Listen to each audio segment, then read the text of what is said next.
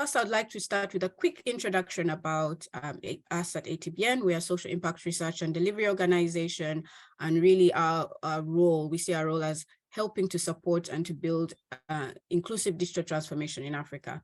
We do that across 3 pillars of work: gender lens innovation, where we provide programs and expertise around driving gender inclusion within the digital economy. We also work around building locally led sustainable innovation ecosystems. So we really provide insights and research about that. And you can see some work we've done, because we believe innovation ecosystems are the foundation that can help drive sustainable development through innovation in Africa. So we really have done a lot of work and research around that. And the last piece is around trans-continental partnerships. So we are UK-based social enterprise working with stakeholders across Africa, and we see our role as being that bridge between Europe and Africa for knowledge sharing, facilitating resources and expertise flow between the 2 continents. We've worked with a lot of partners and funders who you can see over there. And then the next bit I want to introduce, so like I said, this webinar is organized by ATBN, but we are part of a much bigger project called the AfriConEU. AfriConEU is the first trans-continental networking academy for African and European digital innovation hubs. And the project aspires to create the first trans-continental networking academy. We want to support African and European digital innovation hubs with capacity building, which is what one of these sessions is about. Knowledge sharing. We've organized networking events. So we had a huge event that we had in Bologna, Italy, and happening across the 4 African countries that we are focusing on, which is Ghana, Nigeria, Uganda, and Tanzania. We also want to see collaboration and development of joint projects and ventures happening through this network. To date, we've actually had over 1,000 digital innovation actors across the 2 continents attend our sessions and events, and the community is growing. Our goals are to facilitate knowledge sharing, help develop mutually beneficial partnerships, and see the creation of collective projects, particularly around boosting economic growth, empowering youth and women, and fostering innovation for sustainable growth.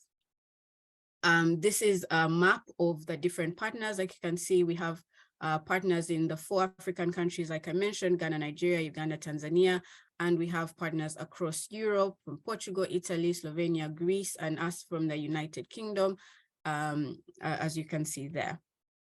So these activities, and today is one of them, are completely free. We've been running these. So if this is your first time joining, you can go onto the AfriConEU website and you can see recordings of previous activities. You can also see what's coming up and register. You'll need to register in order to access the sessions, but they are completely free. One thing to look forward to as well is, as you participate in the activities of the Academy, you'll get a certificate of attendance. And you'll also get a token, as a token of thank you, you'll be entered for a chance to receive an AfriConEU gift bag.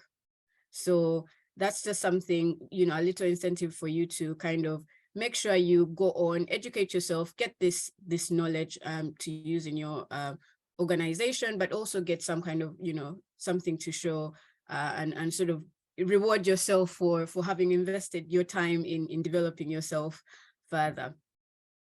So thank you very much. Those are the details for getting to the AfriConEU. There was a question about our work in the chat. Okay. Sorry, I'm sharing, I'm not really seeing. All right, go on. Somebody is asking about the certificates from previous webinars. Is that the question? Oh, no. I have a question about your work in African countries. I have questions. What is your work with African countries French speaking, and what is the work relationship with the Open Government Partnership? So we're focusing, this project is focused on the 4 African countries that I mentioned. So 2 East Africa, 2 West Africa. And for now, I guess because of the team and the countries involved, we are not doing any work in French speaking countries. We do have this year, for the focus of this year is to build synergies of our project. So we want to see the work we've done, the research we've done, the insights we've developed shared and spread beyond the countries we're working in and beyond to more networks. So if you're in a French-speaking country and you can work with us to help translate our research or share some of the insights in the French-speaking African countries, we would absolutely love to speak with you, because for us, that's now the core part, is we've developed so much and now we want to see it shared and used as widely as possible to support innovation. And no, we haven't done anything related with the Open Government Partnership right now, but Asma, please, let's definitely connect after and think about how you can help. We can do that, because that's really a priority for us as well. Certificates from previous webinars, I know. So one thing I'll say is there's 11 organizations, ATBN is just one. We have activities happening, lots of activities happening each month. So what I know is the team has been a bit behind in sharing some of those, because like I said, it's not just our webinar. We always have like sometimes two or three even happening in the same week. So I know they're a bit behind because actually to get the certificate, you have to submit your survey form, so showing that you participated and completed the whole session and what you learned and you know, sort of your takeaways from that. So Bruno, just cross-check that you've completed your survey after each webinar, and if you have, then the team is definitely going to be in touch. There might be a bit of a backlog on that, but we can also definitely take note of your name and follow up and see, and anyone as well who's been waiting for one and hasn't received one, we can follow that up.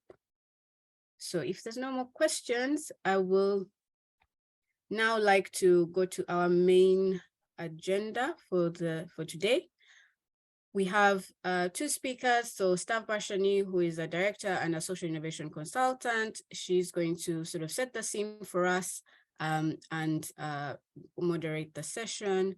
And then we have our monitoring and evaluation practitioner and who's had years of experience in the space, who will be sharing with us about the tools that we can use to monitor, evaluate, learn, and amplify our impact. So without further ado, I will hand over now to Stav to set the scene. Welcome. I will stop sharing now. Thank you very much, Yunus, and hello, everyone. Very happy to be here. I'm actually speaking with you today from Akko, which is in the north of Israel, and I hope you all had a good start to your day.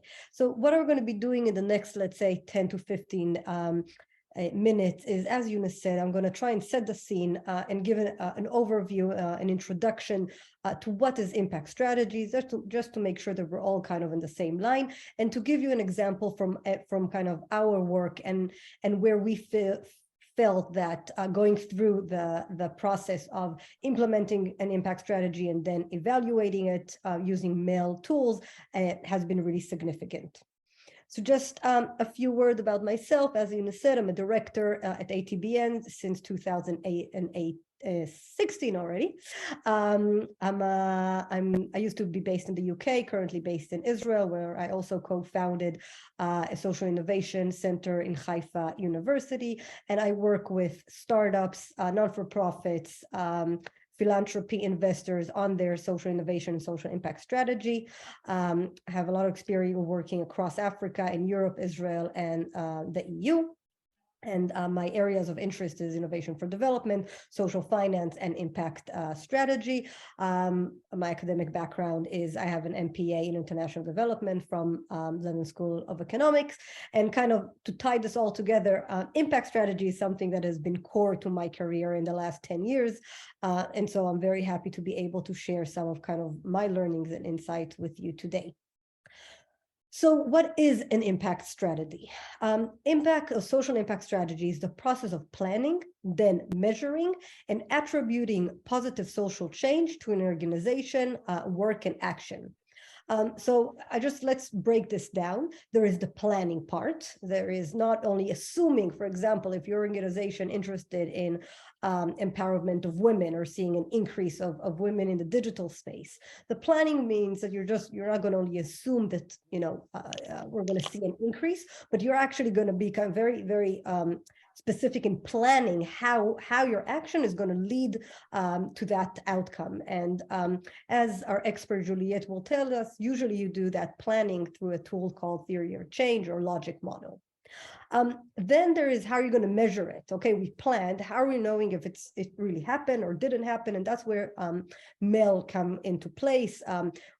Different data that you can use. You have different ways to analyze the data and different ways that you can learn and improve your work. And that's going to be the focus of our talk. Attribution is kind of everyone in the social impact space is very kind of concerned with attribution. Let's say that you have a program that wants to increase women in the innovation kind of ecosystem. How do you know that you can attribute an increase to your work? Maybe it's because there's a new policy. Maybe it's because education improved. How do you know that your activities led to that outcome? So to kind of conclude, social impact strategy looks at all these three kind of points on planning, measuring, and trying to attribute the impact that you want to have, the change that you want to have to your actions. Monitoring, evaluation, learning. So first of all, I don't know if you know, but the learning is relatively new. I think it's kind of, let's say, the last 10 years. Before that, there was also only M&E, monitoring and evaluation. And let's try and kind of break it down. And I will say kind of something very specific about the learning. So what is monitoring, the M? It's what you do during your work. You monitor your work. You already set your outcomes, but through your work, you want to see that if you're heading to the right direction. And if not, you want to change it before it's too late. So monitoring is what you do throughout the process of your work.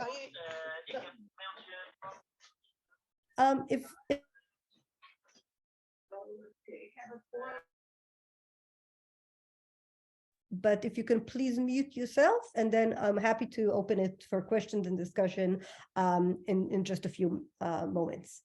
Thank you. So as I said, monitoring is what you do throughout the process of your work. Evaluation is what you do after your work to try and see if you achieved your outcomes, you achieved your targets, or you haven't. And the learning, and for me as a social impact kind of practitioner, I think for me that really is the essence. It doesn't, I mean, we can discuss it later, but okay, maybe you changed things, maybe you reached or you didn't reach your goal, but the essence, the most important thing in the work is what did you learn from what you achieved or didn't achieve, and how can you improve? So that's kind of the three main pillars of the MEL: monitoring, evaluation, and learning. And before I wrap up, I want to give you an example from our work at ATBN. Back in 2016-17, we ran a female-led accelerator in Ghana. We worked with 32 female digital entrepreneurs and kind of supported them through providing skills, networks, knowledge to develop their digital businesses. At the time, I was the head of impact, and I was in charge of kind of building the program Theory of Change. And when we finished the program, we brought a MEL evaluation expert to kind of evaluate, what happened, what would you succeed more and what would you succeed less. And I'll show you kind of a video that shows kind of the highlights, but I just want to share with you one point about the learning and why I found that to be such an important part of our work. So, we wanted to know if our content was good. We wanted to know if we saw an increase in confidence. We wanted to know if women were still working on their businesses a year after. So all of that were things that we kind of expected. But when the expert kind of came and wrote the report, she actually highlighted something that we didn't know.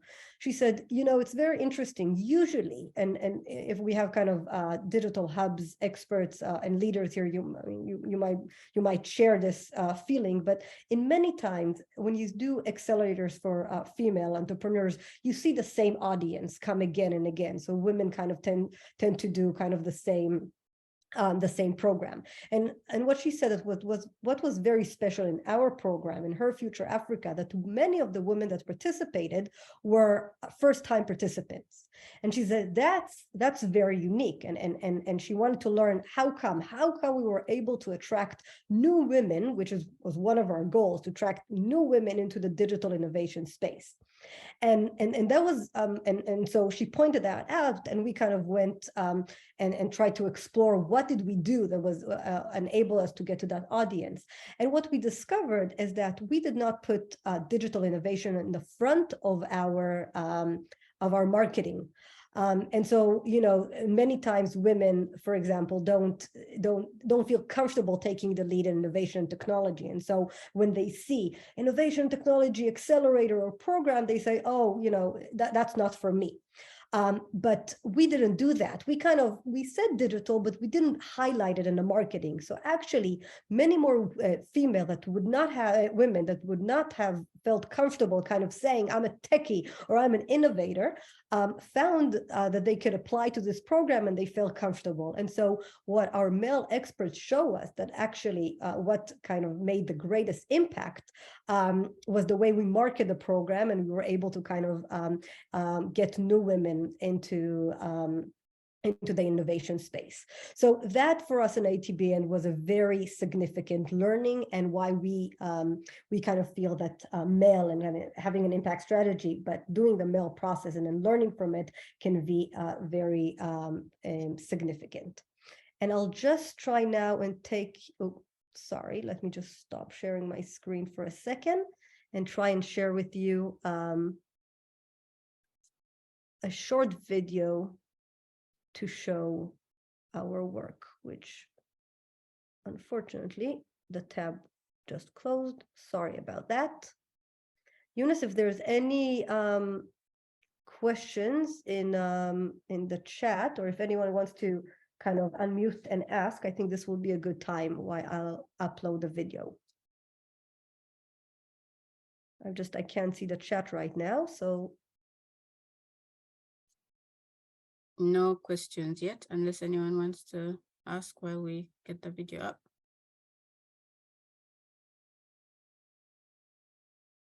Okay. So sorry about that. And let me go back and share my screen.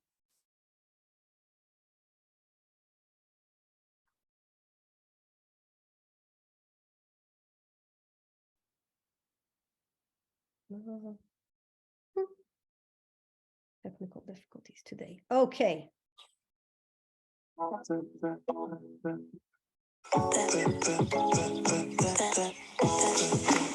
Today was about 6 months down the road, seeing where our participants were with their business ideas. These were young women we met 6 months ago, and they just had business ideas that they wanted to create an impact on the lives of women and girls. We gave them training, mentorship, and support, and now we came to see what they've been up to and how they're doing with their businesses, and it's been fantastic and exciting to see how much progress they've made, and them being really able to articulate how Her Future Africa and the support we provided has helped them to accelerate and get to the point they are today. My role in Her Future Africa was to construct the impact strategy.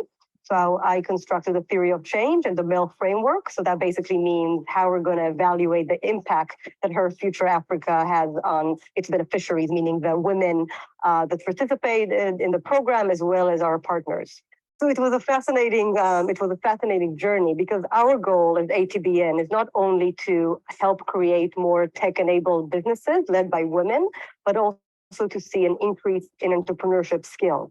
And one of the things that we asked ourselves is, how can we see more women taking a leading role in the tech ecosystem? So women don't really get equal opportunities in tech ecosystems around the world. This is not a Guyana problem. This is a worldwide problem.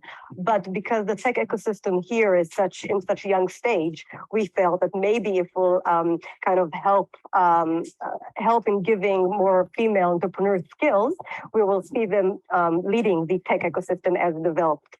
And since coming to Ghana, this is definitely the experience that that was proven to me. I had the opportunity to speak with the participants and seeing, even though a year ago they only had an idea for business, not only now they're leading it, but also they're using tech to enhance it. So in terms of that, we kind of see the impact really happening. But it's also important for us not to look only on the big pictures, but to look at individual entrepreneurs. So we have our male monitoring, evaluation, and learning specialist with us, and she's sitting with different entrepreneurs and sitting with them specifically, asking them what skills they learned. And even, maybe some entrepreneurs are not working in the same business they did a year ago, but if they're able to integrate their learning into other aspects of life, for example, maybe different venture, maybe school, maybe full-time employment. So these are the kind of things that we're trying to evaluate. So I was just speaking to Tamara, who was one of the Her Future Africa winners. And from my understanding, her business was around establishing dolls, physical dolls. But understanding as part of the Her Future Africa training, the importance of the added value technology can have on her business, she started developing this digital characters, which I think is a very creative business shift. And now I had an opportunity to talk to her about enhancing more women and girls to use her product. And we started talking about how she can construct her own theory of change for her program and maybe get some kind of international development support. And so that's very exciting to see not only a business coming to life, but also an impact strategy coming to life, and kind of how Her Future Africa, even though it only helped a specific group of entrepreneurs, how we can see that impact rolling on. Okay. So for our side, that was a live example about how us in ATBN kind of used male frameworks and impact strategy to enhance our work. And so with that, I kind of leave you with that example and pass on to our expert, Juliette, who will take you one by one with many of the kind of tools that I mentioned here: theory of change, logic models, male, and so on, and hopefully will give you a much more in-depth feeling of what it means to implement those tools. So thank you very much. And Juliette? Thank you, Stav. I'm going to put on my video so that I can introduce myself, and right after that, I'll remove it as we go through the presentation. So, good afternoon and good morning, everyone. My name is Juliette Doi Capito.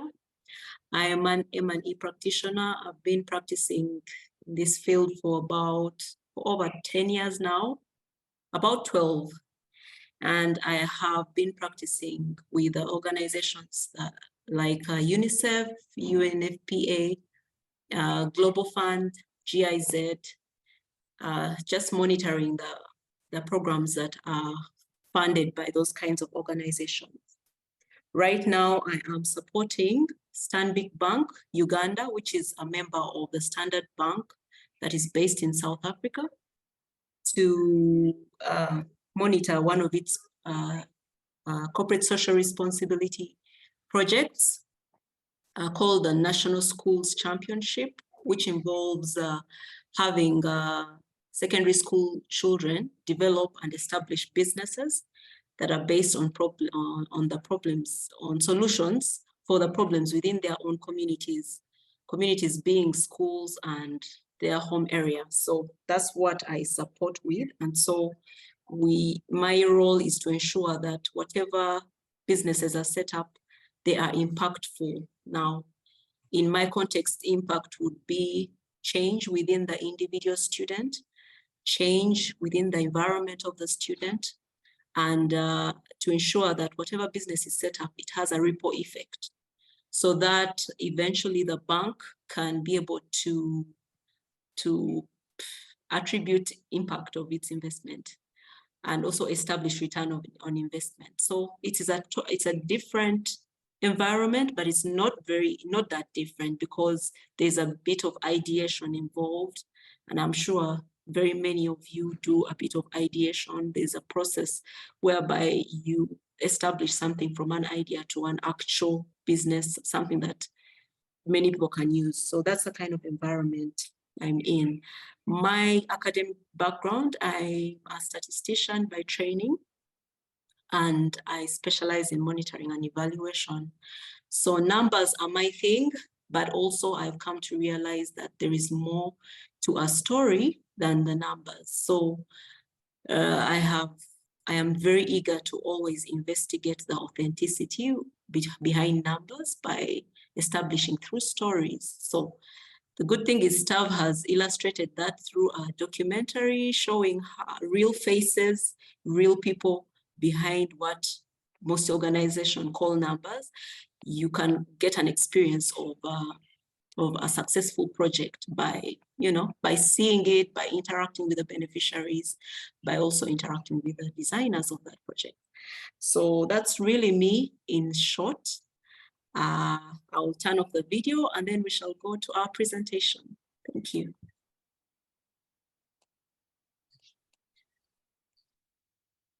So I'll be sharing, let me share my presentation in a bit.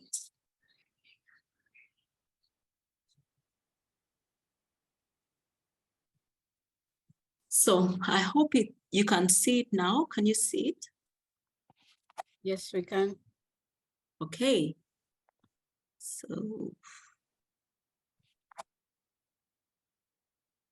okay, so we are just going to just share a little bit on theory of change. I understand Stav has already presented on theory of change in detail, and she has highlighted that in the video that she shared. So I won't go too much into that, but I'll be introducing the concept of theory of change as part of the logic models that are used in designing projects and also monitoring, evaluating, and learning from them. So among the logic models, there's a theory of change, there's a results framework, there's a logical framework. Then those are the three major logic models. Then those are the launch pad for the M&E framework, which is a representation of the M&E system of an organization. We shall then, after that, go through very briefly communication of impact. So just a brief introduction to logic models. Logic models are really a summarized representation of a project and how it works. So usually when a project is being designed, the snapshot view of that project is a logic model. So usually many projects, especially those that are in the non-profit space, they have a huge document, which we call a proposal document or project document that highlights all the little tiny details of that project, how it will work, what was the thinking behind it, what was the problem that was being solved, and it's a huge document. So in an effort to summarize all that information into key areas, we use logic models. And these logic models just show us how we shall move from how the thinking behind the project, one, but also it shows us how we shall implement the project, starting from our inputs or resources up to the point of meeting our goal. Okay, so then also the logic models also help us show how to know that we are successful at the different levels. So that's what really logic models are, and different stakeholders benefit from these logic models. These include project proposal writers, project designers, project managers, business development teams, product managers. I'm trying to get in the wording for in the tech world. So those product managers, the people who actually ensure that whatever product is designed is up to speed and it is meeting the needs of the targeted clients, is also interested in this, in this logic model. We also have strategic planners and managers, especially if you are setting up an organization and you want that organization to achieve something huge, then you will need these logic models when you are designing your strategic plan. So really that is a brief on the introduction on the logic models. So we'll look at that gentleman. If you have been in this space long enough, he says he's called Peter Drucker and he's often quoted. He says you can't manage what you don't measure. So really logic models are sort of like tools that help us to measure our successes so that we can be able to manage our projects or our services. So here are three major logic models. Like I already mentioned, there's a theory of change, the results framework, and the logical framework. Just briefly, these logic models kind of relate to each other. So you move from one logic model to the next. So we start with a theory of change. Whenever we want to solve a problem, we set up a theory of change. I know you've gone through that. So you come up with your goal and objectives and the activities that you need to do in order to meet those goals and objectives, and so on and so forth. And also you have to highlight the assumptions or risks that surround the whole process of carrying out these activities in order to meet that long-term goal. So after you've set up your theory of change, the natural progression is to set up what we call a results framework. Now, the results framework helps us to establish what success looks like at different levels. What does success look like at goal level? If your goal is perhaps to increase inclusion of refugee women in the digital space, if that's your intention, what does that look like? What does that result look like? So perhaps you could say more women with phones is your goal, a certain number, and you have to be very specific about what that number of women are, and also the geographical space. Like, for example, I'm from Uganda, and I can say, for me to know that I've met my goal, 50% of the women in Kampala, Uganda, have phones. So for me to know that my project has been successful, that's what success would look like at goal level. So then at goal level, then you'd have to, at objective level, you'd also have to have results at that level. Then you'll also have to have results, define the results at output level. We shall soon find out what an output is, and also at activity level and then input level. So that results framework summarizes all that. What are the result areas at the different levels? Okay, so having established what your result areas are, we move on to what we call a logical framework. Now, the logical framework is the one that kind of, it goes deeper and wider into those results. And also it helps us interact more with our objectives and goals and and bring the dream to reality. So at theory of change stage, we are kind of dreaming and we are thinking, and we are, that's the stage where all our creative juices are running. But at logical frame level is where we, the rubber starts to meet the road. We start to establish the reality of things. It's at logical frame level that we establish, okay, we were dreaming like this, but what does the environment say? What are the resources in place? Is it realistic for us to work towards that that goal, is it realistic for us to work towards giving handsets to 50% of women in Kampala? Is it something that's realistic within, let's say, the next 5 years? So that's the point where we think through how realistic a project is, or an endeavor, or an intervention. So that's at logical frame level. And you will realize that these logical models, while they look so mechanical, they are supposed to spark conversations. They are supposed to spark thinking.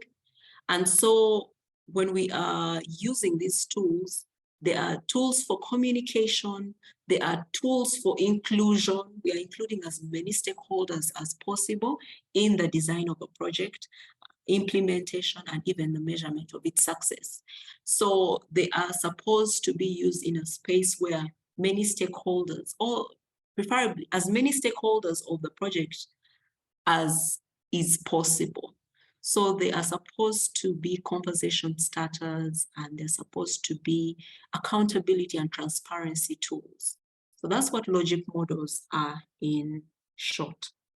So our next slide will just help us to go through the different logic models. I'm not going to spend too much time on the TOC, but from the previous, from the previous presentations, I imagine that when you're setting up a theory of change, you were told that you start from the goal to the objective and to the output.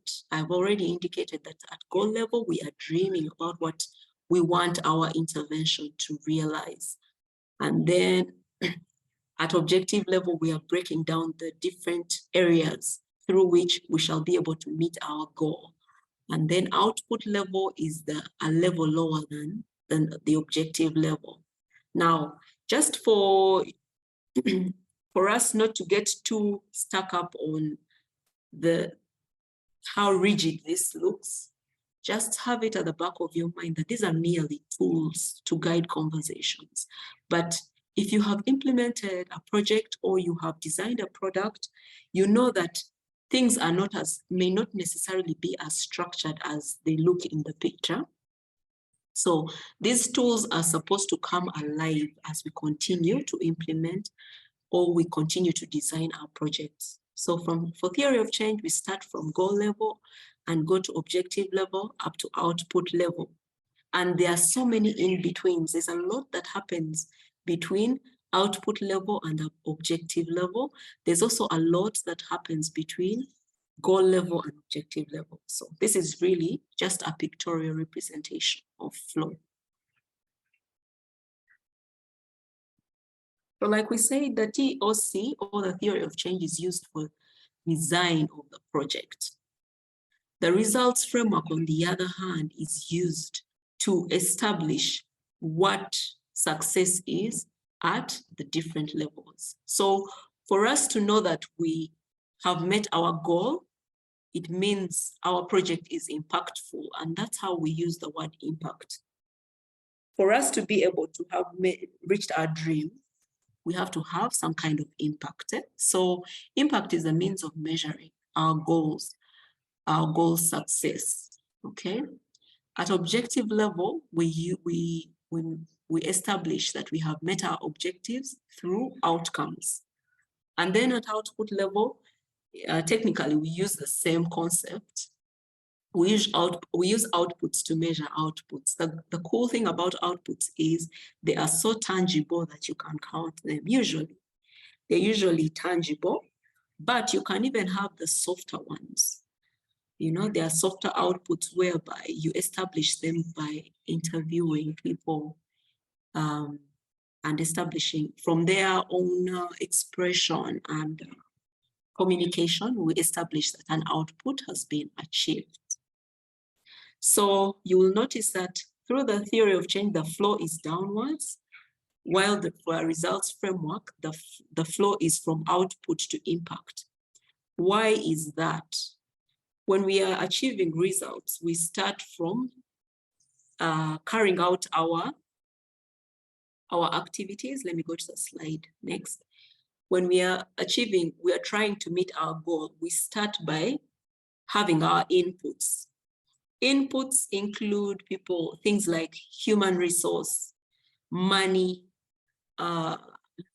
policies,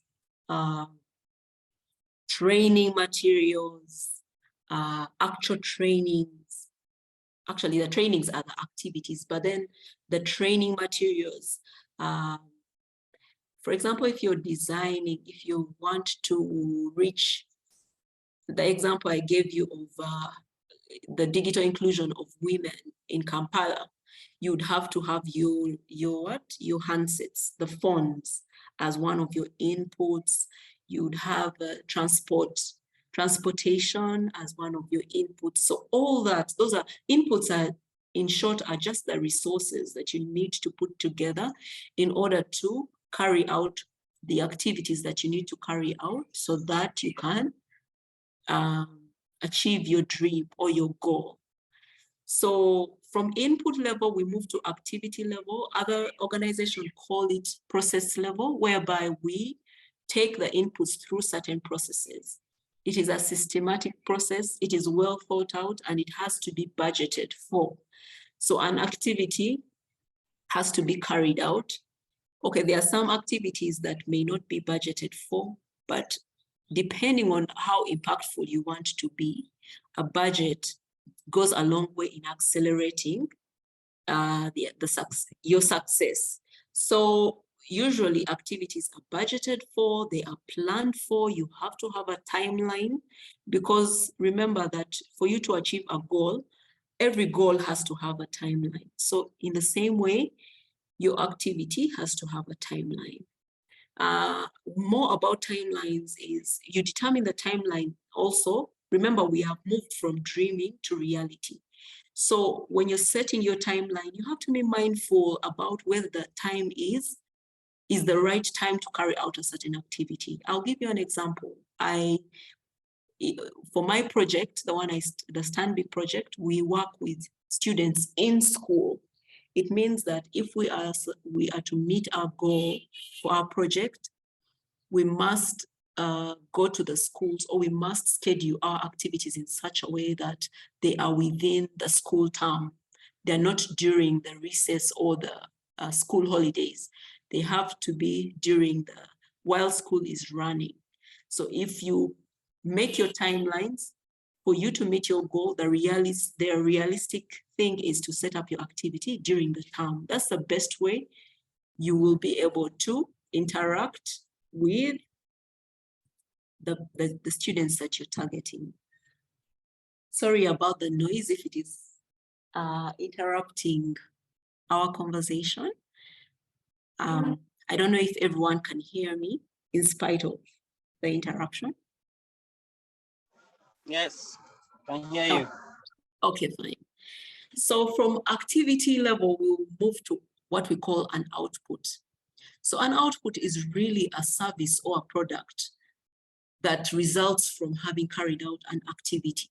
So the quality of your output will depend on how well you followed the process, or you followed the steps or the methodology for the activity, okay? So an output really is a service or a product. It is the result that comes from having carried out your activity according to plan and design, okay? So I will go through output to outcome. Now, output is an immediate result from an activity, but even as I've told you that a project is sort of, what can I say? It's organic in a way. It's a process. It doesn't skip steps. It progressively moves from output level to outcome. So you might have what we call immediate outcomes, intermediate outcomes, and then the ultimate outcome that you want your project to achieve. So there is some fluidity between the output level and the outcome level, and it might not appear the way it's appearing.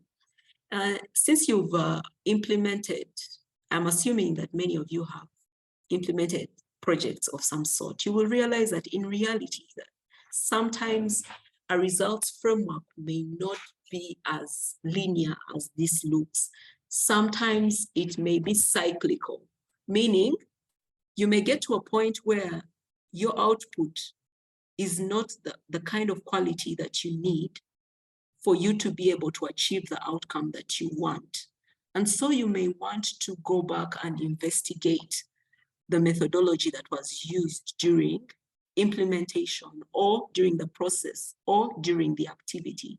And that's where the aspect of learning comes in. Stav spoke about learning. When you're carrying out monitoring and evaluation, one of the things that you monitor is the quality of the output. If the quality of your output is not up to par, then you must investigate the method that was used at activity level. And when you investigate that, your learning is supposed to inform your capacity to improve the quality of your output. Because if your output is not of quality, then there is a risk of you not meeting your objective, meaning the outcome from the ultimate outcome will not be the kind of outcome you need to meet the goal that you intended. So results frameworks are not linear in reality. They can be cyclical. And what makes them cyclical? The aspect of learning.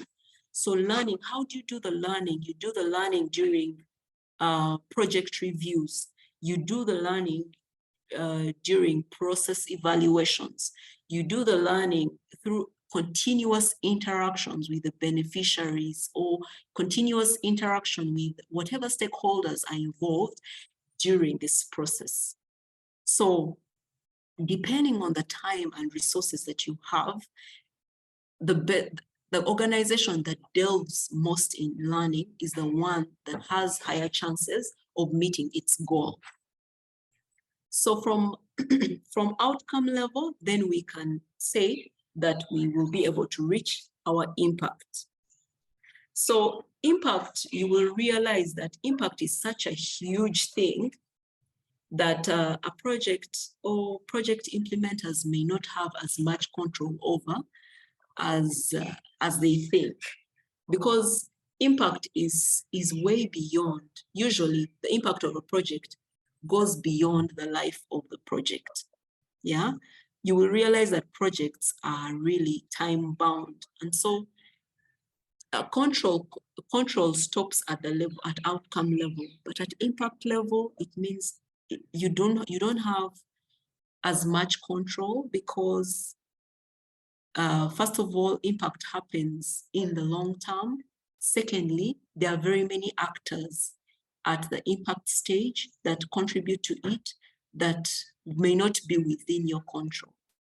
And so those people who have no control over the impact can have some form of control by encouraging partnership, encouraging collaboration, ensuring sustainability, meaning that when you're designing your project, you design it in such a way, or you implement it in such a way that the results at outcome level can replicate themselves or can continue to repeat themselves until the dream, the goal, or the impact is felt. So really, this is a results framework, and I have gone through, I've shown you the academic view, but also there's the cyclical one, which is more realistic in life. In real life, activities don't operate like that. You will get to a point where you've not achieved what you wanted, and you need to revisit and repeat and reiterate. You know, you being digital, in the digital space, you know that when you're going through the design thinking process, you must have a prototype, you must test it, go back to the drawing board and things like that. So that's what happens in real life. So are we clear up to these points? Yes, it's Yes. clear. Okay. So I don't know how I'm doing with the time, but Eunice, you'll notice that I get a little carried away, but I I was about to send you Dear. Okay, so I'm going to be as fast as I possibly can, but this part, I really need people to appreciate this part because it is critical. So I'll just go through the AfriConEU logic model. This is one very good illustration of how there is an organic process between the output and impact. You will notice that this logic model shows inputs, outputs, outcomes, short-term impact, and long-term impact. Okay, so there are steps. There are very many steps between the output and the impact. So, for example, we'll have the Network Academy where people get trained. Yeah, like where we are right now. So at the end of the training, we must have some kind of learning that happens, okay? So when you go through the Network Academy, you're trained. For example, now we are doing our meal training. You must have attained some kind of knowledge. So at output level, we will have to track the number of people who are trained, who attended the meal webinar. And remember that we are not just counting numbers, we must establish quality. So we might have to, at the end of this webinar, for example, Eunice, I think will give out a sort of test, or I don't know what you call it, but to establish the acquisition of knowledge. And so we are establishing both the quantity, the number of people who have attended the webinar, and then the quality. Have they obtained the knowledge that they need to obtain for us to be able to establish that they are actually skilled, okay? That these people have obtained knowledge and so have the skill to be able to be resourceful for the digital hubs, and then eventually they can be just as resourceful in their interaction at higher level. So there is that whole fluidity until we get to establishing connection between digital hubs regionally, nationally, and intercontinentally. So there's that whole process, and the thinking behind a logic model is very intense, and so many people are involved, and it is even it's evaluated over time to see if it is still relevant. Yeah. Juliet, there's one question which I think is important to answer, but they said I'm confusing the difference between outcome and impact. Okay. Okay, so let me go back to our results framework. Oh, I don't know why can you hear me? Yes, we can. Okay. I seem to be hanging, but let me see.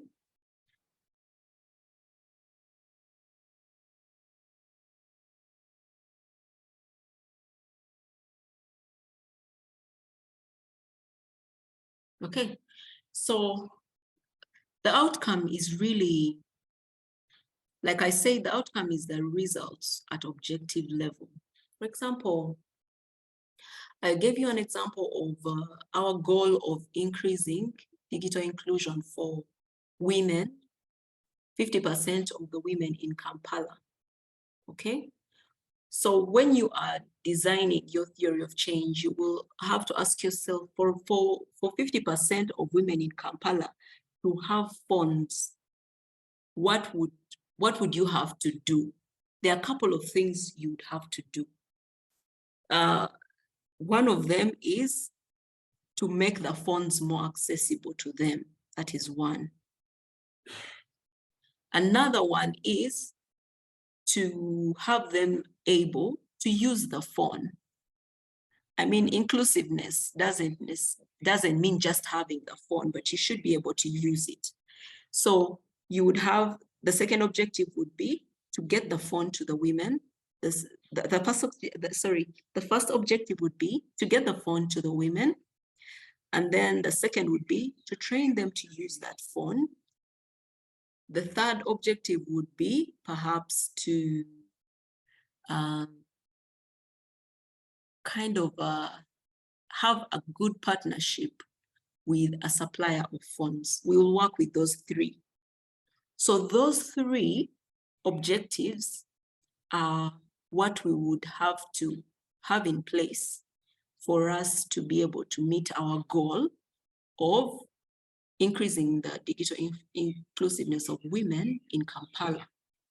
Okay, so for me to know that we have actually had 50% of the women in Kampala like receiving funds, it means the outcome of that objective is that 50% of women in Kampala have funds. Okay, so impact on the other hand is its inclusiveness. So just because of a lady has a phone, it doesn't mean that she's digitally included. So you would have to have a combination of objectives in order to meet the impact. Okay, so impact is higher than outcome. You will notice that I didn't have the model here, but you will notice that when you're designing a project or when you're implementing a project, the action or the work is bottom heavy, so to speak.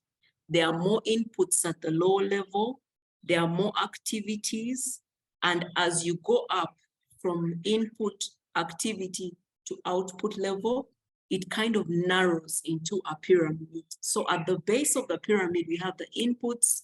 Then at the next level, we have activities, which are whereby you combine inputs to make the activities that you want to implement in order to achieve certain outputs. And eventually, you will have the three outcomes that I talked about, which are at objective level.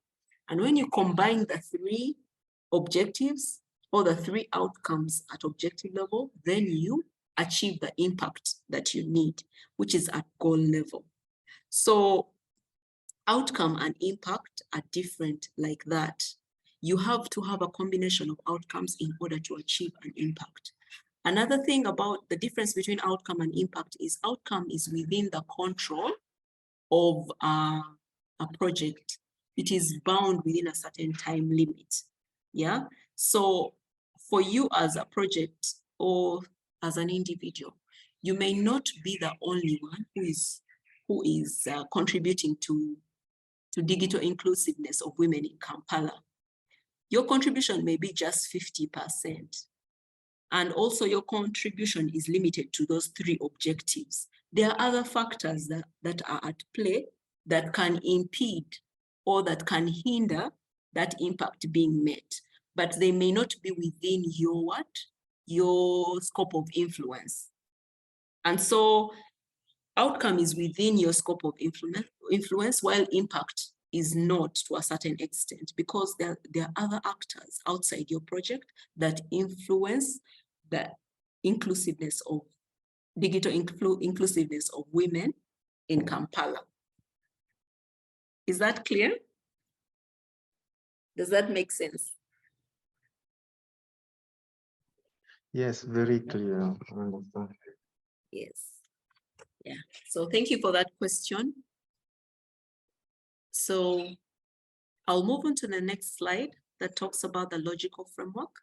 Remember, we talked about the progression of logic models. We moved from the theory of change, then we moved to the results framework, and now we are talking about the logical framework. I told you in the beginning that the logical framework is where our dream starts to become a reality. We start to interrogate the reality of our dream. So a logical framework is really a planning tool. It summarizes a project in a 4x4 matrix. And through this logical framework, we summarize the project's design. We critically look at the goals of the project and its objectives. And then the logical framework also shows us how we can establish the milestones of the project's progress. It also helps us to verify a project success, and also it brings into perspective all the risks and assumptions that are at play during project implementation. Remember that when you're designing the theory of change, you highlight certain risks or assumptions. And all these risks and assumptions must be highlighted in the logical framework, because when we are implementing this project, we continually interrogate these risks and assumptions. Like I said, a project is living and it's organic. It means that your risks and assumptions can even change during implementation. Certain risks become irrelevant, and then other risks come into play. I'll give you an example of when we had COVID-19. Many projects had to reassess their risks and assumptions because of the pandemic. I can assure you that a good percentage of projects did not consider the possibility of a pandemic when they were designing. But as time went on, they had to look at their, they had to go back to the drawing board and add the risk of a pandemic to among the risks and assumptions in their projects. And even then, after that, certain risks and assumptions became irrelevant during that season. So that's the thing with the logical framework. It is not something you design at the beginning, or you have at the beginning and then you dump it and then come back to it when you're evaluating your project. It is a tool that must be interacted with continuously, so that you can be able to have a sense of how your project is doing. So Juliet, sorry, just to remind you, have, I think, 15 minutes now. So, okay. Yeah. Okay, I'll speed it up. So this next slide shows us what a logical framework looks like. It's really tabular, and it just helps you summarize what your impact is, what your outcome is, outputs and activities. So in this section is where you write your impact, okay? The example I was giving you was the impact is 50% of women in Kampala are digitally included, or that you will give me better words, better technical words, but I think we get the idea. Then at this level, we will have the outcomes. It means, remember we said that for us to meet our goal of including women, we must ensure that these women have funds. That is one of our objectives. The second is to ensure that these women can use the funds. And also the third was to ensure that we have a good partnership with the supplier of funds, okay? So at this level, our outcome will be 50% of women in Kampala have funds, okay? The second outcome is 50% of the women in Kampala can use their funds, the funds they have. The third outcome would have to be a cordial relationship between, let's say, ATBN and the supplier of funds. So those are the outcomes. And that's how we measure the success of our objectives, okay? So in order for us, I'm taking you through the methodology of a theory of change so that you can be able to establish how you show what impact looks like and how to word your impact and your outcome and your outputs. So at output level, for you to be able to have women in Kampala have funds in their hands, you'd have to transport these funds from the supplier's location and have them distributed to these women, okay? So at output level, you will say a certain number of funds, let's say 1,000 funds have been distributed to a very specific number of women, okay? Let's say 1,000 women. We are assuming that 1,000 is the equivalent of 50%. is the equivalent of 50% of the women in Kampala. So for us to be able to have these funds distributed, there's a process. There's a series of processes. Yeah, we have the manufacturing of the funds, obviously. Then there is the logistical aspect of moving this fund from the location to where these women receive it, and so on and so forth. And so for us to be, we must indicate very clearly what our outcome is, what our output is, and what our activities are. So for you to be able to, and all these, the outcomes and outputs have to be the wholesome, the numbers especially. For example, you may not be able to distribute 1,000 funds at a go, but at the end of the project, you know that 1,000 funds have to be distributed. So at activity level, you know that a certain number of trips have to be carried out for 1,000 funds to be distributed. At activity level, a certain amount of money has to be requisitioned for, and you might want also to procure a distributor. So all that is at activity level. For you to be able to have funds moved from the manufacturer up to the woman in Kampala, there is that process. So there's that process that has to take place. So there are a series of activities, big and small, that feed into the output of a fund getting into the hands of that woman. Okay? So for us to be able to count who these people are, these women, we have what we call indicators. I have another slide that breaks down what an indicator is, but in short, it's really a measure, how we measure our outcomes, our impact, and our outputs. That's what we call indicators. Some people call them key performance indicators. Indicators are measures of performance, or the measures of performance of our project. When we meet a certain target of that measure, then we know we are successful. And if we are below it, then we are unsuccessful. So I'm not going to go into the indicators at that point because we have a slide for that. So we have the section on means of verification.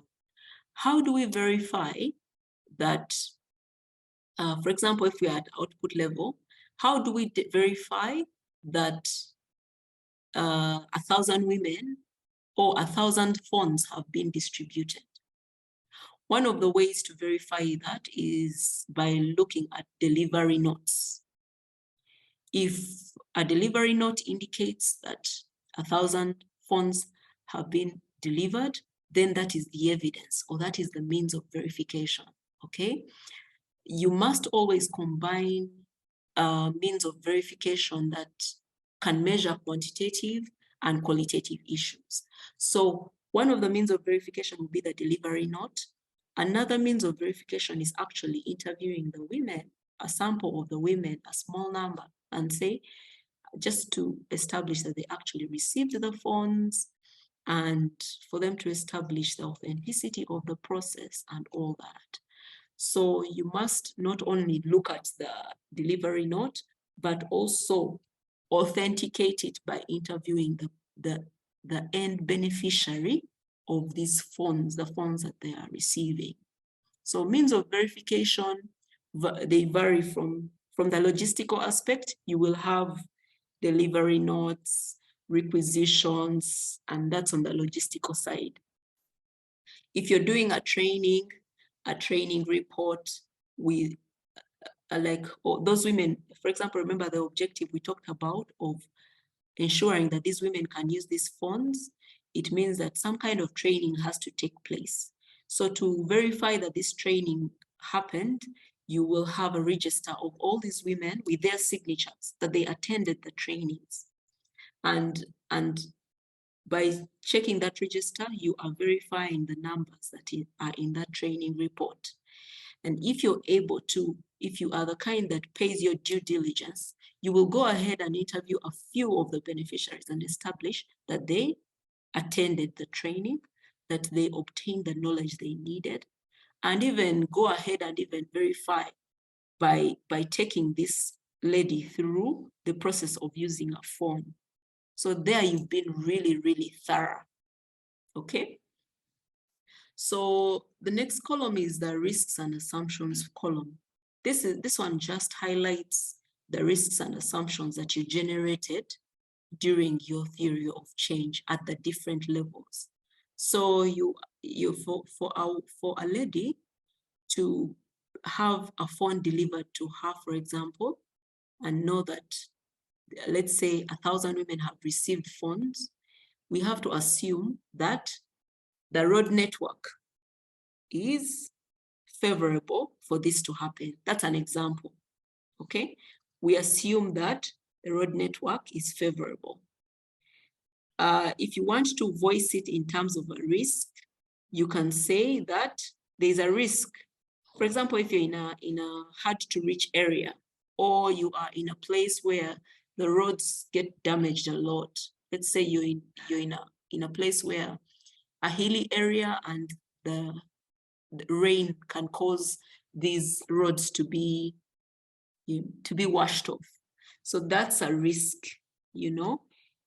There's a risk that the roads may be washed off, and so we may fail to deliver the funds to this number of women by this time. Of course, we're talking about Kampala, but in the event that you have a hard to access area, a place that is hard to access, then you will have to factor in those issues.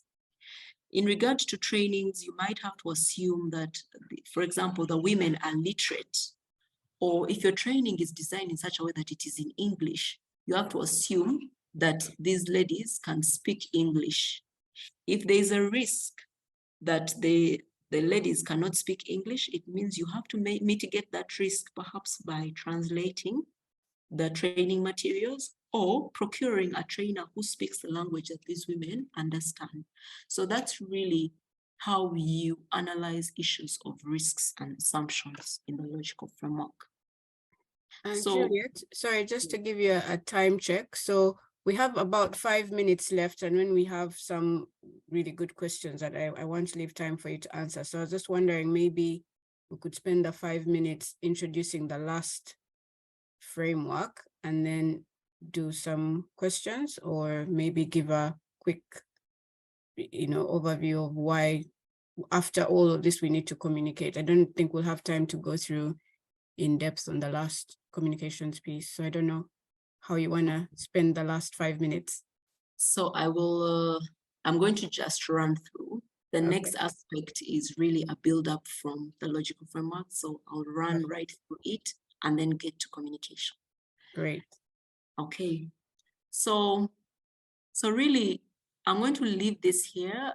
This slide, I'm not going to go through it because I did a few notes. You can read and then add to it. The issue of indicators, just that they are a measure of success. So they are the clues and signs and markers that show us that we are progressing in our project. I'm going to leave that there. We shall share the slides and some more research can be done. The next tool is what we call an M&E framework. So this M&E framework kind of the logical framework is a launch pad for the M&E framework. So the M&E framework is really a summary of the M&E or monitoring and evaluation system for your project. What's a monitoring and evaluation system? It's just a system that brings together, it establishes what your objectives are and what your result areas are, your outcomes, outputs, and impact are, how they are measured using the indicator. It also defines what your indicator is. So in this section here, under definition, you break down what your indicator is. And then at baseline is like the current value of your, for example, if we are to talk about the women in Kampala, how many women in Kampala are included in the digital space, you will have to establish what the status quo is at the point before the project is implemented. Then here, your target is the 50%, 50% of the women in Kampala. So you might find at baseline, only 10% of the women have phones that they can use. So your work is to increase it from 10% to 50%. So that is your target. So the data source is really what we hold the means of verification in our logical framework. We talked about delivery notes. We talked about training reports and training registers. Those are examples of data sources. But also data sources depend on whether you are monitoring or evaluating. Okay, so evaluation, the data source is an evaluation report. Okay, or the questionnaires that are administered during an evaluation. Then how often do you collect data on the outcomes? Outcomes are really high level, so data is collected on a periodic basis. Yeah, so you may collect it quarterly at the very most, and then quarterly, biannually, annually, and also whenever you are carrying out impact evaluations or impact assessments. Outputs, on the other hand, have to be monitored regularly. So you will have to monitor monthly and even while you're implementing. So you must collect data continuously, especially when you're carrying out your activities and establishing the results from your activities. That has to be done regularly. So at every stage, there must be someone responsible for collecting data.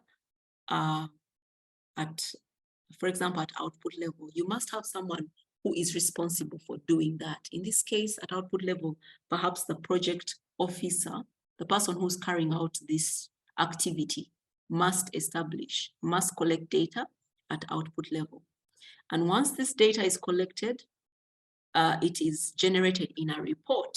So at output level, you will have what we call an activity report, or you may have a monthly report. These ones show the activities that have been done and what products and services have been generated from this activity. So the M&E framework is really a summary of how data is collected and how it is stored and how it is put together and who is responsible and at what point, and that's really the gist of it. So we know that if you can't measure something, then you can't improve it. And that's why MEL is very critical. And that is the thinking behind our presentation of these tools. So I'm going to rush through communication. When you collect your data and you have generated it in reports, it is pointless until you communicate it. You must communicate it to very specific people, and that is based on the needs, the communication needs of these people. Depending on your organization, you may communicate it to people like the donors, the end user, fellow employees. And what are you communicating? You're communicating your results. You're communicating how you spent the money if you're communicating to a donor. You're also communicating to the beneficiaries, the project's benefits. Yeah. So all this is why communication of impact is critical. You also have to you have to know how you are communicating. Are you communicating through social media? Are you communicating through television or paper? All these depend on the kind of communication you're making and who the end user of that specific communication is. You also have to be mindful of when you communicate. For that information to be useful, you must establish the best time to communicate it or the best frequency. Yeah. So really, that is a snapshot of communication. This is just a diagram of a communication framework, which helps you to establish the purpose of your communication, objectives, and the methods by which you communicate. It also highlights the target stakeholders, the stakeholder needs, and the timing and frequency. So this table here just breaks down how you will do your communication. It's just an example. You can look at it in detail, and then you can be able to relate it to your own projects. So that's about it from me. Thank you very much for your attention. I'm welcoming questions at this point, if we have the time, Eunice. Yes, thank you so much, Juliet. We have just a bit of time and we might run over, but I think we have some really good questions in the chat. So we have 5 minutes before the end time. If anyone needs to leave, of course, we understand, but we hope you can stay with us. We might go just a slightly over time. So at this point, I'm going to welcome back Stav as well, because I will kind of direct the questions to either of you.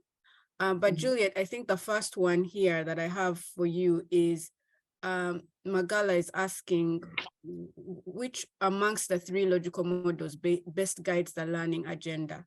So is there one that's the best for certain types of projects? How do you go about choosing which one is going to work best for your program or project?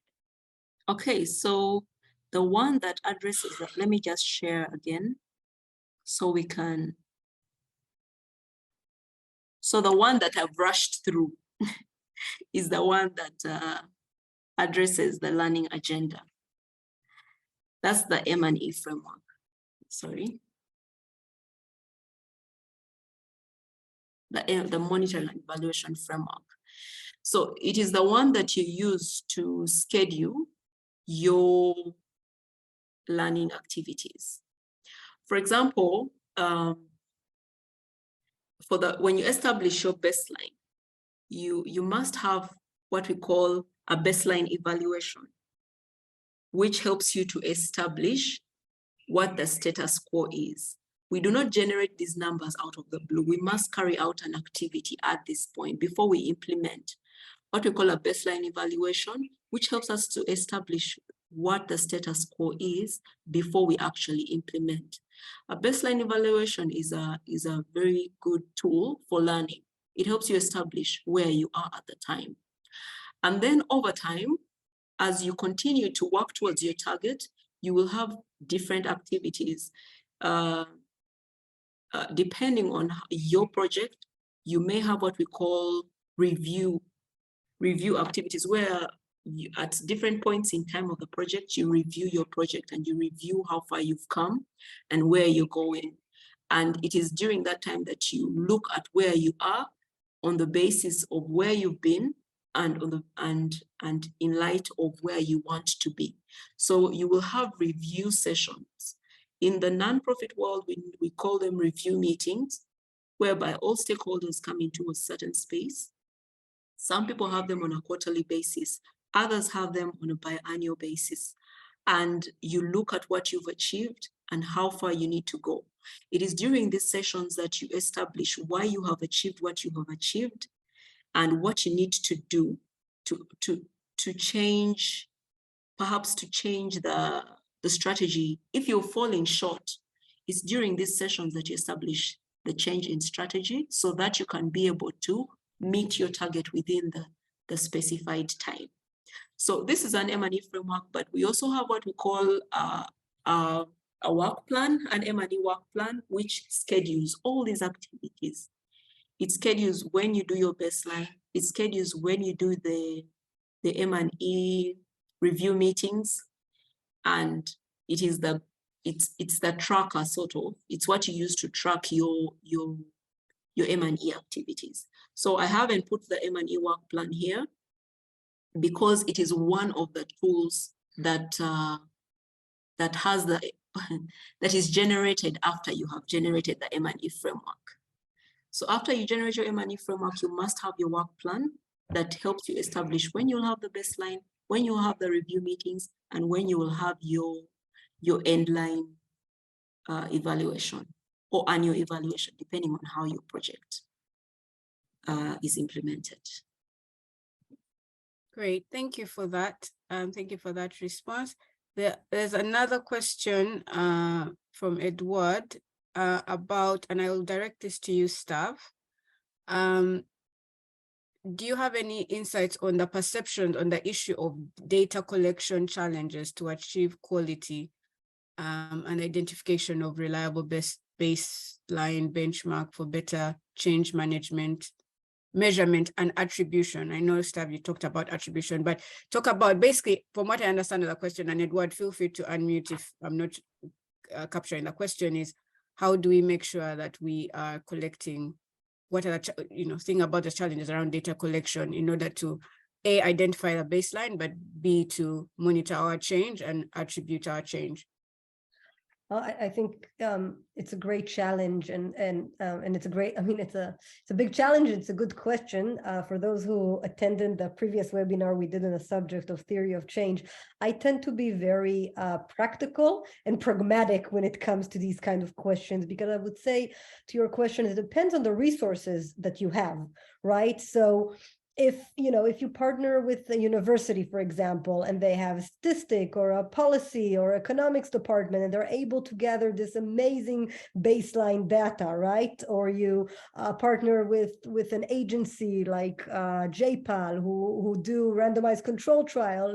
So my point being is that if you're able to partner with organizations that have the resources to gather very in-depth qualitative and quantitative data, then you're kind of on the road to kind of prove attribution. Most of the organizations, personally, that I work with, and I believe that are in this room, organizations that are restricted by the resources that they can invest in their impact strategy in general, and specifically in data collection. And so I would say, given that challenge, what is the best approach? And I would kind of recommend two strategies. One, and maybe Juliet and I kind of see it differently. I'm not a quantitative researcher, but I would say I believe, especially if we're looking at the learning as a goal, I think qualitative methods have a lot of value and are kind of easier to gather data. So I know a lot of, like in the M&E world, we try to get numbers. But that actually, again, is many times resource heavy. So I would say, okay, so, let's go to the qualitative. Let's talk to our stakeholder, to our beneficiaries. Let's do interviews and then do insights from them. So that's kind of one thing I would say. The other thing, and the website that I sent has a good resource. I'll try to find specifically how we use beneficiary data, even if it's not, let's say, very clean data, kind of self-perception. And I would say, again, because our goal is to learn and to improve in the context we're talking about, I would say we can also gather quantitative data, even if it's not, again, benchmarked or in scale. And so, for example, in the tool I just shared in the chat, there is the IMP framework, which is kind of, they put the 5 measures of impact, which is a framework that even if you don't have access to kind of the best kind of metrics and indicators, you as an organization can still use. So I would really recommend to look at that resource. So these are just tips. It's a big question around attribution and how to kind of work with data, but that would be my tips around that. I know there's some questions that we're probably going to leave out, but I'm trying to pick questions from different people. So where you've had multiple questions, I may not get your question, or if your question is not exactly that clear, I've asked for clarification. However, there is a question on communication, which I thought would be a good one. Sorry, I've lost it now. Should there be a communication specialist during the implementation of a project then? What do you guys think? Juliet, what do you think? It really depends on your resources and how big your program is or your project. But communication comes in so many ways. And if you have a very good communication strategy and your project is small and you can't afford a communication specialist, you can distribute this role to the implementers. For example, if you've established, you will look at that table at the end. It helps you analyze who the stakeholders are and what their needs are and how you can reach them. If you sit with all the people or stakeholders involved in this project and synthesize that and establish who your stakeholders are, what their needs are, and also know what your purpose for the communication is. If you're a small organization, you can distribute the communication role among yourselves. It's usually very big organizations that hire a communication specialist, and they have to have some really big documentation. Maybe because of the size, they have legal issues, they have so many things involved, and so that's why they need a communication specialist. And there are so many stakeholders involved. But if your stakeholders aren't so many, the role of communication can be distributed as long as you define it. You define its parameters very clearly. Yeah, I think that's a really good point. And I guess I also want to add that communication is not for the sake of it. I think like Juliet's slide showed is who are you trying to communicate to and why, right? Because you may not need that massive report if the target audience you're trying to reach with your message is not going to read it. You really have, I think somebody told me good communication is when your message is received. It's not about the approaches or you have to have a report or you have to have a video. Maybe you're going to have a video and people don't have the digital tools to then watch that. So it's about who are you trying to reach? How do you get your message heard? I don't know, Stav, do you want to add anything on that? Because I know you sort of showed the video before. And do you have anything to add on communication? No, I think it's all said, kind of Yeah. who's your target audience and take it from there. Yeah, and your resources, obviously. So we probably have time for one more question. I know, sorry, I skipped one. Michael, I skipped your question.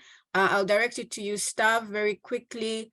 With increased digitization of human activities, would you recommend automated learning or augmented data? I'm not sure what augmented data means, but basically automation of using automated tools in the learning process, in the collection of data and learning process.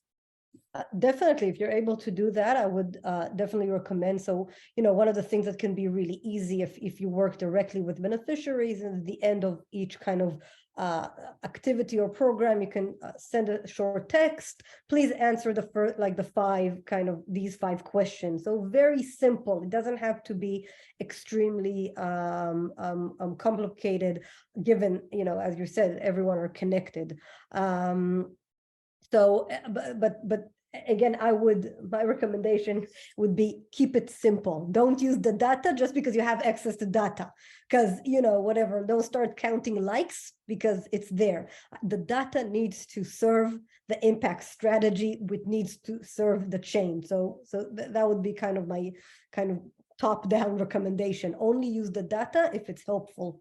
Yeah, and I guess the one thing I would add, and I think you probably already said this stuff, is choose the tool carefully. Similar to communication, choose the mode of digitalization that you're saying. If you're going to use an app and people only have feature phones, or, when you think about using, I think one of our projects, we used paper forms. And then after that, it was like, oh, we've lost some written forms where the forms were like, we could have asked people to, sort of fill out something really quick on their phones, So I think as the tools are there and they're cool, but also think about the ability of your beneficiaries or the people you're trying to collect data from to actually use them. Now we are so extremely over time, but I want to take this time to, first of all, thank my speakers, Stav and Juliet. You have given us so much knowledge. I wanted Juliet to invite you back. I don't know if you could turn your camera on just to give us a closing something. You've been a male practitioner for some time. There are people who are going to be a bit intimidated by all of this, if they're seeing this for the first time. So I wanted you to kind of close us off with, some final words, some word of encouragement for people who might be at the start of their male journey. I know we've been sharing some resources and links in the chat as well, but Juliet, thank you. And I'll hand over to you to give us that closing word. Okay, thank you, Eunice, again, and thank you for the opportunity. what I can say is, like Stav said, keep it simple. If you are starting small, like I keep telling the people I work with that everyone is an M&E practitioner. If you're collecting data, even a cook is an M&E person. When you're cooking food, you're always checking to see, is it ready? How much time does this take? You have a recipe and it's a guideline for your whatever you're going to cook. So it is not that complicated. The tools can seem intimidating, but you don't have to use all of them. That is one thing, but you can keep it as simple as possible. They are really just guidelines for you to help you through the process. These tools were developed based on what we already do intuitively. Okay, so you're already ideating, you're already setting up environments for your success. In the personal development space, we are doing M&E. In whatever space there is that you can think of, we are doing M&E. Sometimes these tools have different names and yet they do the same thing. Do not be intimidated. Just continue to educate yourself and continue to try using them and use them at your level. Your organization, where it is, may not need all the tools that there are. You might just need a few things here and there and apply them according to what you need. The issue is, make sure you know what you want to achieve and how you're going to achieve it. And that's the most important thing. The other things will fall in place and you don't have to use all the mail tools there are. There are too many. Stav was talking about, someone was talking about attribution, and there are some people who don't have data, evaluation data, and their tools, their ways, or their ways of collecting data from people by just asking them, okay, what was there before and what is there now, just to establish attribution. It is not very scientific, but it's close. It is a starting point. So if you've not been having M&E structures, you just don't know that you didn't have them. But these tools help you know that, okay, we have been collecting data of this extent. So these tools just help us to dig a little deeper and enhance what is already in place. Thank you, Eunice. Thank you. And I'll just, you have a quote in one of your slides says you can't manage what you can't measure. What you can't So measure, yes. Exactly. So yeah. Thank you both very much. Just one thing we have here, two things actually, I have a request from you. So as I said, these events of the Academy are completely free. The resources, the recordings, the slides are available on the AfriConEU website. I shared the link, it's the DIH capacity building. The one thing we ask from you is to give us feedback. We are also monitoring and evaluating and learning from our project. So we have a feedback form that I'm going to ask you to share. I'll quickly share this screen, and I'll also, you can actually take just scan the QR code here to access it. I'm also going to ask my colleague to share the link in the chat. Patience, if you could share that link in the chat with everybody. I will leave this here, and just before you go, please take those 5 minutes to help us measure, evaluate, and learn from our project by filling this out. But before we start filling out our forms and leave, as a culture on AfriConEU, we take a family photo. So anyone who is able to turn on their cameras, we would love to see your faces. We'd love to see everyone who's been with us contributing in the questions, in the chat, and following along. It just makes us so happy to know that these events are able to reach all of you wherever you are. So anyone who is able to, maybe there's a few more people who can turn their cameras on. Georgiana, you ready? Yes, I am. Okay, 1, 2, 3, please smile. Thank you. Thank you. So again, thank you to our speakers, and I will now leave you with the screen to do our form. Please, please, please, please, please. We know they're not always the most fun things to fill out, but if you can give us those Something 5 is wrong with the fucking webcam for this thing. It doesn't work. Oh no, did you miss the photo?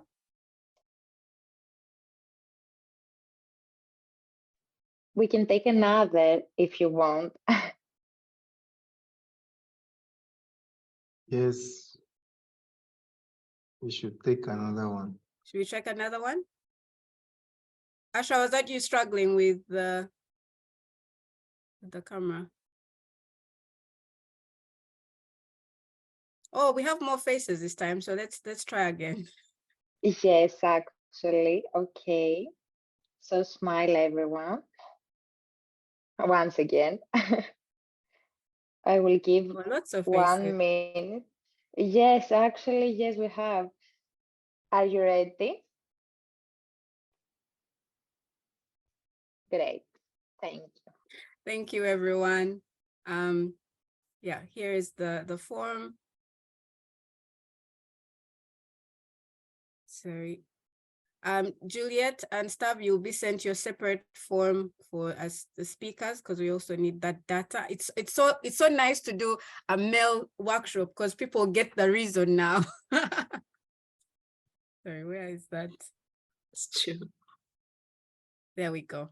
So as you go, if you've completed, if you could just leave me a note to say you've done it, and I'll just sit and wait as everyone completes their forms. And yeah, just please drop me a note to say you've done it, and thank you, and I wish you a nice rest of the day. Maybe I'll put some background music.